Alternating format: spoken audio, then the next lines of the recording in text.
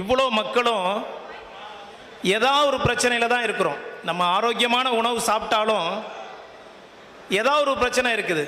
நீங்கள் உங்களை கூட்டிகிட்டு வந்த அந்த வாகன ஓட்டி வண்டி டிரைவராக இருக்கட்டும், இங்கே உட்காந்து பேசியிருக்கிற நானாக இருக்கட்டும், ஏதாவது ஒரு உடம்புல ஒரு பிரச்சனை இருக்குது. இந்த பிரச்சனைக்கு ஒரு எளிமையான ஒரு தீர்வு, அது எந்த பிரச்சனை வேணாலும் இருக்கட்டும், அது மூட்டு வலியாக இருக்கட்டும், இல்லை சைனஸ் மைக்ரேனாக இருக்கட்டும், கழுத்து தேய்மானமாக இருக்கட்டும், L4 L5 டிஸ்க் பல்ஜாக இருக்கட்டும், பைல்ஸு பிஸ்டுலா ஃபிஷர்ஸ், எந்த நோயாக இருந்தாலும். இப்போ பேராசிரியர் பேசிட்டு போனாங்க இல்லைங்களா, நிறைய மரபு சார்ந்த உணவுகளில் இருக்கக்கூடிய நன்மைகள்லாம் சொன்னாங்க. நம்மளுடைய பாரம்பரிய மரபு சார்ந்த ஒரு பழக்க வழக்கத்தில் சித்தர் பெருமக்கள் ஒரு எளிமையான ஒரு வாழ்வியல் முறையை நமக்கு சொல்லியிருக்கிறாங்க. அந்த வாழ்வியல் முறையை நம்ம கடைப்பிடிச்சா போதும், நம்மளை உடம்புல இருக்கிற எல்லா நோயும் ஓடி போயிடும். அது எந்த நோய் வேணாலும் இருக்கட்டும். ஆங்கில மருத்துவம் எத்தனையோ பேர்களை வைக்கிது. நம்மளுடைய சித்த மருத்துவம் நோய்களை 4448 வகைப்படுத்துது. அப்படி எந்த நோய்க்கு என்ன பேர் வச்சாலும் தீர்வு ஒன்று தான். ஒரே ஒரு எளிமையான ஒரு தீர்வு ஒன்று இருக்குது. எல்லா வேதங்கள்லையும் சொல்லப்பட்ட ஒரு மரம் இருக்குது. அந்த மரத்துக்கு பேர் கற்பக விருட்சம்னு பேர். அந்த கற்பக விருட்சத்தினுடைய பழத்தை சாப்பிட்டா சரியாக போயிடும். அப்படி நம்மளுடைய வாழ்வியலில், தமிழர்களுடைய வாழ்வியல் முறையில் அப்படி ஒரு எளிமையான ஒரு முறை ஒன்று வச்சுருக்கிறாங்க. பார்த்தீங்கன்னா அந்த உணவை கடவுளாகவே வணங்குறாங்க. அந்த நீங்கள் பார்த்தீங்கன்னா அந்த உணவு இல்லைன்னா அந்த படையிலே பூர்த்தி இல்லை. அந்த மாதிரி ஒரு உணவு ஒன்று இருக்குது. அந்த உணவை சாப்பிட்டோம்னா சரியாக போயிடும். அப்படி ஒரு எளிமையான ஒரு தீர்வு இருக்குது. அந்த மரத்துக்கு பேர் தென்னை மரம்னு பேர். இன்னொரு மரம் இருக்குது வாழை. இந்த தென்னையும் வாழையும் தெய்வீக மரம், கற்பக விருட்சம்னு பேர். இதை நீங்கள் சாக்கடை ஓரத்தில் வச்சாலும் சரி, கடற்கரை ஓரத்தில் வச்சாலும் சரி, இது நமக்கு இன்னைக்கு இந்த ரிவர்ஸ் ஆஸ்மாசிஸ்னு ஒன்று கண்டுபிடிச்சிருக்கிறாங்க, RO சிஸ்டம். இன்னைக்கு தென்னை மரம் தான் அதோடைய அடிப்படையே. அந்த அளவுக்கு ஃபில்டர் பண்ணி கொடுக்குது. அதாவது நம்மளோட எல்லா நோய்க்கும் மூல காரணம் என்ன சொல்கிறாங்கன்னா, நம்ம ரத்தத்துக்குன்னு ஒரு pH வேல்யூ இருக்குது. அந்த pH வேல்யூ 7.4 இருக்கணும். மனித உடம்புல ரத்தத்தோடைய அளவு 7.4 இருக்கணும். அந்த 7.4க்கு அதிகமாக போச்சுன்னா ஆல்கலின், 7.4க்கு கீழே இருந்ததுன்னா ஆசிடு. எல்லா நோய்க்கும் மூல காரணம் என்னன்னா, நம்ம ரத்தம் அமிலத்தன்மை அடைகிறது தான். அப்படி அமிலத்தன்மை அடைகிறதுனால இன்னைக்கு பார்த்தீங்கன்னா ஆர்த்ரட்டிஸ்னு ஒன்று வருது, முடக்குவாதம். எல்லா ஜாயின்லையும் கவுட்டுன்னு சொல்லுவாங்க, வீக்கம் கண்டெடுது. யூரிக் ஆசிட் டெஸ்ட் எடுக்கிறாங்க, எடுத்து பார்த்துட்டு உங்களுக்கு யூரிக் ஆசிட் RA ஃபேக்டர் அதிகமாக இருக்குது. உடனே நிறைய பெயின் கில்லர், ஸ்டீராய்டு மாத்திரைகள் போகுது. அதெல்லாம் ஒன்றுமே தேவையில்லைங்க. எளிமையான தீர்வு இந்த தேங்காவும் வாழைப்பழமும். நம்மளுடைய தமிழ் மரபில் அது இல்லாமல் கிடையாது. அது பார்த்தீங்கன்னா கும்பத்தில் வச்சு அதை கடவுளாக வணங்குறாங்க. இன்னைக்கு படையலில் பார்த்தீங்கன்னா தேங்காய் வாழைப்பழம், நீங்கள் வடை பாயசம் வச்சு சாமிக்கு படைச்சாலும் தேங்காய் வாழைப்பழம் இல்லைன்னா அந்த படையல் பூர்த்தியே இல்லை. அந்த மாதிரி ஒரு தெய்வீக உணவை நம்மளுடைய மரபில் கொண்டாந்து சித்தர் பெருமக்கள் எப்படியாவது இந்த மக்களை சாப்பிட வைக்கணும். அப்படி சாப்பிட்றது மூலியமா நம்மளுடைய ரத்தத்தில், இதுக்கு பேர் சமைச்ச உணவுக்கு பேர் ஆசிட் ஃபுட், சமைக்காத உணவுக்கு பேர் ஆல்கலின் ஃபுட்டு. எது ஆல்கலின் ஃபுட்டுனா தேங்காவும் வாழைப்பழமும் தெய்வீக உணவு, ஆல்கலின் ஃபுட்டு. நம்ம தொடர்ந்து இதை காலை உணவா, நீங்கள் சக்கரை நோய் இருக்கலாம், எந்த நோய் இருந்தாலும் காலை உணவா ஒருவேளை மட்டும் இந்த தேங்காவையும் வாழைப்பழத்தையும் உணவாக கொடுக்கலாம். சக்கரை நோயாளிகளுக்கு சீக்கிரம் சுகர் குறையும். ஆங்கில மருத்துவம் தேங்காவை கொலஸ்ட்ரால்னும் வாழைப்பழத்தை சுகர்னு சொல்லியிருக்கிறாங்க. ஆனால் உண்மையை சொல்லணும்னா தேங்காய் LDL HDLன்னு 2 இருக்கு இல்லையா, பச்சையாக சாப்பிட்டா நல்ல கொழுப்பு. அதை நீங்கள் கீரையில் மற்றபடி வறுத்து பொறிச்சு இந்த தேங்காவை ஹீட் பண்ணால் அது கெட்ட கொழுப்பு. அதில் தேங்காயையும் வாழைப்பழத்தையும் பச்சையாக சாப்பிடும்போது நம்மளுடைய ரத்தத்தில் இருக்க pH வேல்யூ மாறுது.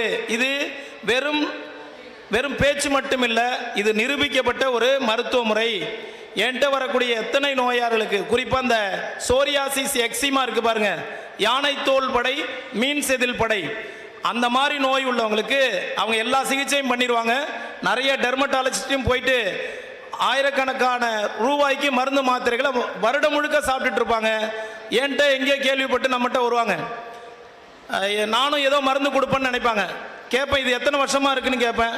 எனக்கு 14 வயசுலேருந்து இந்த 40-45 வருஷமாக இருக்குதுன்னு சொல்லுவாங்க. மருந்து சாப்பிட்டு சாப்பிட்டு சலிச்சிட்டேன்னு சொல்லுவாங்க. நீங்கள் காலை உணவாக தேங்காய் வாழைப்பழம் சாப்பிட்டீங்கன்னா உங்கள் ரத்தத்தில் இருக்க pH வேல்யூ, அந்த காரத்தன்மை அதிகப்படும். அமிலத்தன்மை அதிகமாகனாதாங்க எல்லா நோயும். அதனால தான் நீங்கள் கவனித்து பாருங்கள், இன்னைக்கு கால்நடைன்னு சொல்கிறோம். ஆடு மாடுக்கு பேர் கால்நடை. ஒரு மாட்டை அவுத்து விட்டிங்கன்னா குறைந்தபட்சம் ஒரு 20-25 ஏக்கர் போய் மேய்ஞ்சிட்டு வரும். அதுக்கு கூட மூட்டு தேய்மானம் இல்லை. மனிதனுக்கு ஏன் மூட்டு தேய்மானம்? எங்கே போனாலும் டிஸ்கு தேய்மானம், கழுத்தெலும்பு தேய்மானம், மூட்டு தேய்மானம் சொல்கிறோம். நம்ம நடக்கிறதே இல்லை. இந்த வாகனத்தில் வந்து இந்த மண்டபத்து வாசலில் இறங்கணும், உள்ளே வந்துட்டோம். அதிகபட்ச நடை எங்கே இருக்குது? நமக்கு நடக்காத நமக்கு எப்படி தேய்மானம் ஏற்படுதுன்னா, நம்ம உடம்பு ரத்தம் அமிலத்தன்மை அடைஞ்சிக்கிட்டே இருக்கு. சமைச்ச உணவுனால தான் நம்ம ரத்தம் அமிலத்தன்மை அடையும் போது நம்ம உடம்பே என்ன பண்ணுதுன்னா, நம்ம உடம்புல இருக்கக்கூடிய அந்த கால்சியத்தை ரத்தத்தில் சேர்த்து சமநிலைப்படுத்துறதுக்காக உடம்பு செய்யறதுனால தான் இந்த கழுத்தெலும்பு தேய்மானம், இடுப்பெலும்பு தேய்மானம் வருது. என்ன செய்யணும் அப்படின்னா, காலை உணவா பசிக்க பசிக்க எத்தனை முறை வேணாலும் காலை 7 மணிலிருந்து மதியம் 12 மணி வரைக்கும் எந்த நோய் வேணாலும் பேர் வச்சிங்க, இந்த உணவை மட்டும் சாப்பிடுங்க. இந்த உணவு கூட இடையில எந்த சமைச்ச உணவும் சாப்பிடாதீங்க. தேங்காய் வாழைப்பழம் சாப்பிட்டு ஒரு 2 இட்லியை சாப்பிட்றோன்னு சாப்பிட்டீங்கன்னா கண்டிப்பாக இன்னும் உங்களுடைய சர்க்கரையை அதிகப்படுத்திடும். கொலஸ்ட்ரால் இருந்ததுன்னா கொலஸ்ட்ரால் அதிகப்படுத்திடும். சமைச்ச உணவையும் சமைக்காத உணவையும் சேர்த்து சாப்பிடாதீங்க. இப்படி அதனால தான் சொன்னேன், நம்மளை மாதிரியே இருக்கக்கூடிய குரங்குகளுக்கு நம்மளை மாதிரியே எல்லா செயலும் அதுக்கு அப்படியே தான் இருக்குது. அதுக்கு டயபெட்டிக் இல்லை, ஆர்த்ரட்டிஸ் இல்லை, ஹெப்படைட்டிஸ் இல்லை, ஜாயிண்டிஸ் இல்லை. நீங்கள் நம்மளை சுற்றி இருக்கிற எந்த ஜீவராசிக்கும் குளிக்கிறது இல்லை, அதுங்க பல்லு விளக்குறது இல்லை, ஆனால் உடம்புல நாற்றம் இல்லை. நம்ம தினசரி குளிக்கிறோம், நம்மளுடைய உடம்புல எவ்வளோ பெரிய துர்நாற்றம். இதுக்கெல்லாம் காரணம் சமைச்ச உணவு தான். நம்மலாம் 10,000 வருஷமாக சமைச்ச உணவுக்கு நம்ம செல்லெல்லாம் அடிக்ட் ஆகிடுச்சு. திடீர்னு ஒரு நாள் சமைக்காத உணவுக்கு மாறணுன்றது சாத்தியம் இல்லாத மாதிரி இருக்குது.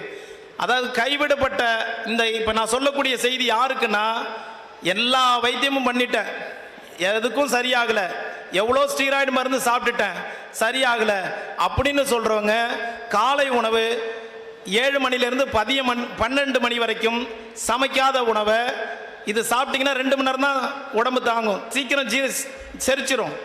அதனால் இந்த காலை உணவாக தொடர்ந்து இந்த காலை உணவை மட்டும் எடுங்க. ஒருவேளை எடுங்க, ஆட்டோமேட்டிக்காக இந்த சோரியாசிஸ் போயிடும், ஆர்த்ரட்டிஸ் மூட்டு வலி போகும். உங்களால் சொன்னால் இதெல்லாம் செய்யறதுக்கு எனக்கு வாய்ப்பு இல்லைங்க, தேங்காய்லாம் என்னால் சமைக்க முடியாது. தேங்காவை பொறுத்த வரைக்கும் 1/4 பதம், அரை பதம், 3 பதம் இருக்குது தேங்காவில். 1/4 பதம்ன்றது இளங்காய் வழுக்கையாக இருக்கும், அந்த 1/4 பதம் தேங்காவை பயன்படுத்தலாம். அரை பதம்ன்றது காய் வெள்ளையாக இருக்கும், ஆட்டுனா ஆடாது.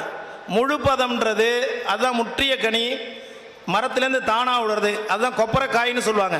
இன்றைக்கி கிராமத்தில் நண்டுவாக்கிலி கடிச்சதுன்னா ஒரு கொப்பரைக்காயை மென்று சாப்பிட சொல்லுவாங்க, உடனே அந்த நஞ்சு போயிடும். அந்த அளவுக்கு மருத்துவ குணம் உள்ளது நம்மளுடைய இந்த கொப்பரைக்காய். கொப்பரைக்காய் யார் சாப்பிடுவாங்கன்னா, குகையில் உட்காந்து இறைவனை தியானிக்கிறவர்களும். இன்னைக்கு இலங்கையில் விடுதலை புலிகள்னு ஒரு அமைப்பு இருந்தாங்க, அவங்கெல்லாம் தொடர்ந்து போர் யுத்தம் செஞ்சுக்கிட்டே இருப்பாங்க.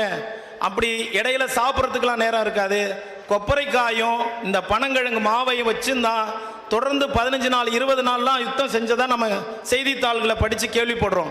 அப்போ அவங்களுக்கு அந்த அளவுக்கு கலோரிஸ் இருக்குது. இன்றைக்கி தாய் இறந்து போயிட்டான்னா மாட்டுப்பால் கொடுத்து நம்ம குழந்தைகளை காப்பாற்றுறோம். ஆனால் தாய்ப்பாலுக்கு நிகரான ஒரு பொருள் எதுனா தேங்காய் பால் தான். தேங்காய் பாலில் லாரிக் ஆசிட்னு ஒரு லாரிக் அமிலம் இருக்குது. லாரிக் அமிலம் உலகத்தில் வேறு எதுலேயுமே கிடையாது, தாய்ப்பாலில் மட்டும்தான் இருக்குது. அந்த தாய்ப்பாலை இல்லை நான் குழந்தைகளுக்கு தைரியமாக கொடுங்க, நான் சொன்ன மாதிரி இளங்காயாக எடுத்து துருவி பால் எடுத்து கொடுத்தீங்கன்னா நிச்சயமாக அது நெஞ்சு கரிப்பு, அந்த செரிக்காதுன்ற பிரச்சனை வரவே வராது, முத்தின காயில் தான் வரும். அதனால் குழந்தைகள்லேருந்து பெரியவங்க வரைக்கும் இளங்காயாக சாப்பிடலாம். சாப்பிட்டோம்னா நம்ம ரத்தத்தில் இருக்கிற அந்த pH வேல்யூ நான் சொன்ன மாதிரி எபோவ் 7க்கு மேலே போச்சுன்னா ஆல்கலின், 7.4க்கு மேலே போச்சுன்னா ஆல்கலின், 7க்கு முள்ள இருந்ததுன்னா ஆசிடு. நம்ம ரத்தம் எல்லாம் எங்கே வேணாலும் போய் செக் பண்ணிங்க, ரத்தம் யூரிக் ஆசிடாக மாறிச்சுன்னா இந்த ஆர்த்ரட்டிஸ் முடக்குவாதம் எது இருந்தாலும் கண்ணை மூடிக்கிட்டு தேங்காய் வாழைப்பழத்தை காலை உணவாக எடுத்துங்க. எளிமையான தீர்வு. நன்றி நண்பர்களே.